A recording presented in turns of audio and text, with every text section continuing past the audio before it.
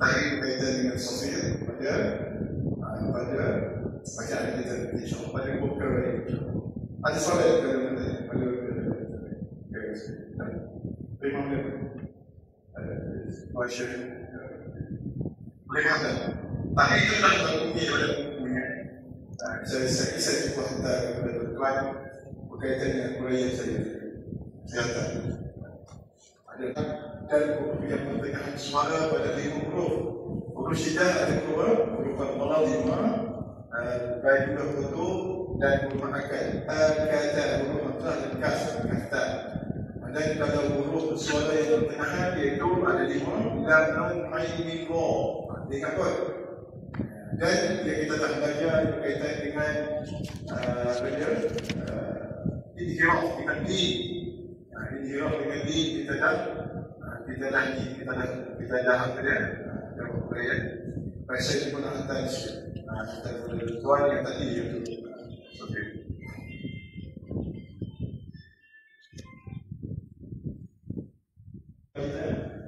Kita ambil yang B dulu. Yang B maksudnya yang sifat pada awal-awal yang mesti kita nak letak iaitu pada sifat suara. Sifat suara selepas daripada makhraj. Kecuali pada huruf yang pakai lidah dan lidah yang lebih lagi sifat huruf yang O. Maksudnya itu kita kena letak sekali. Macam sekali dengan suara dan sekali dengan selepas makhraj dan suara dan sifat pakai lidah. Kalau ada lidah dan ada timbangan termasuk sekali. Jadi cara kita menggunakan bacaan itulah cara kita ingat pada awalnya. Baik, kita kata pada huruf dua, kita ingat dua ini adalah semua yang lepas. Dan huruf dua atas, huruf dua baris dan huruf dunia adalah dua.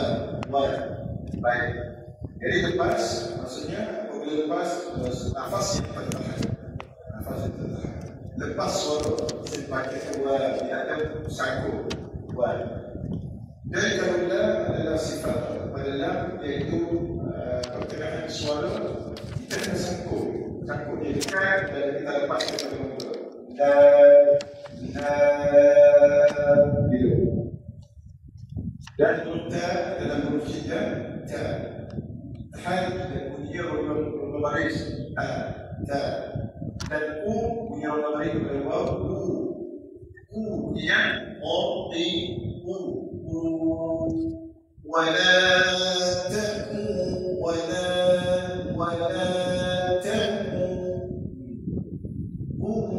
ada lemah pada mana-mana bunyinya satu dan terus kepada lan dengan suara bertemu dengan lan dengan pertengahan suara bunyinya diulang lan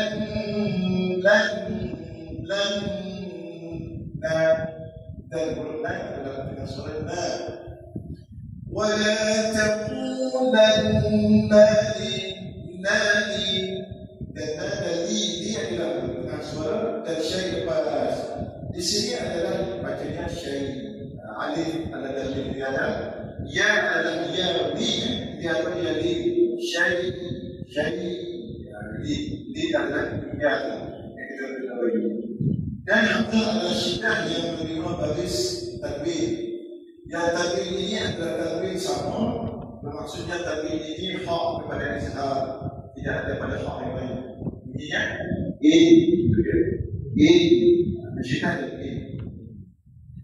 ولا تقولن لشيء إني فاعل Hamzah adalah syidah, ni adalah tawassul, iaitu pertengahan suara.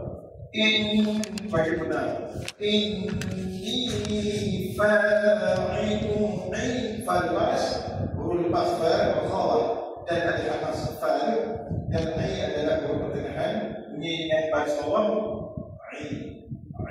dan lun di situ tanwin yang ada maka bagi hak pada di sini bertemu dengan za irfa.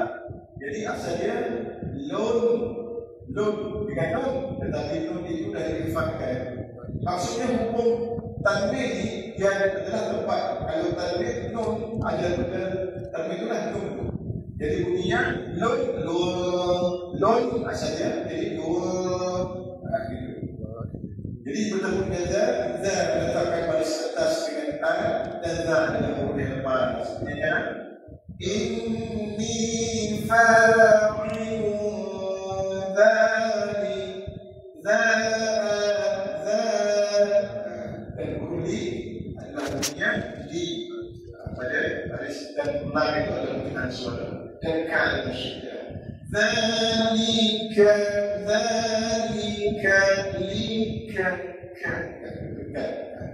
dan wa adalah maksud adalah syiddah. Dzalika wada ولا تقولن لشيء إني فاعل ذلك غدا dan teruskan إلا أن يشاء الله mana berbunyi ayat hamzah يشاء ya bahasa syarif Allah adalah syiddah يشاء الله واذكر ربك sini adalah wa'adha lepas ذا adalah huruf yang dikatakan rakhabah dan tahadafas wazir tidak dan huruf ka adalah huruf syiddah dimasukkan dengan ra di situ ra yang bertemu dengan ra kemudian idgham mutamasilai jadi bunyi satu ra واذكر ربك ربك شدك شدة إذا واذكر ربك إذا نسيت وقل عسى أن يهديني أي شدة يهديني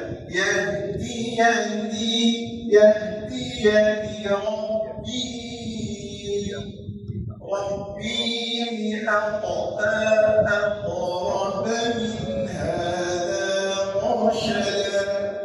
Itulah cara kita bermusul. InsyaAllah.